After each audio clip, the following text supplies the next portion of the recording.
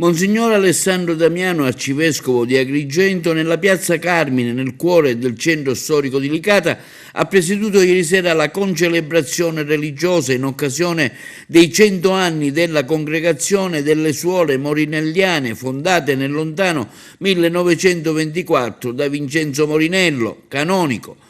Insieme a lui altri due vescovi, il vescovo ausiliare di Asi in Romania Petrusescu e il vescovo emerito di Nicosia Salvatore Muratore e alcune decine di sacerdoti, il clero licatese, il seminario di Agrigento, il coro comunitario dell'arcipretura di San Giovanni Gemini diretto da Claudio Misuraca e in prima fila il sindaco della città di Licata Balsamo.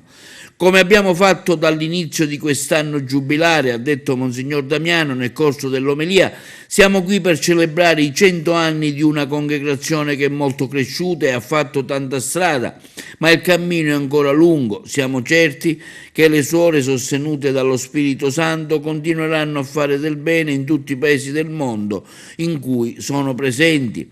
Grazie a Don Morinello siamo nate per strada, andando a casa, per fare del bene, e perciò sono le parole di Suor Maria Agnese Ciarrocco, superiora generale delle suore morelliane. Stasera è stato bello festeggiare i 100 anni all'aperto per la strada.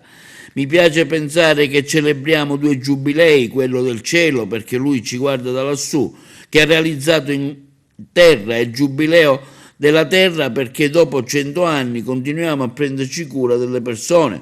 Francamente non immaginavo un tale rendimento di grazia fino a quando non l'abbiamo visto realizzato e siamo felici di essere stati qui sotto il mantello della Madonna del Carmelo, cui il nostro fondatore era devotissimo. Una vera e propria folla di devoti, di associazioni religiose, gli scout hanno partecipato alla celebrazione della Santa Messa in un clima di grande festa.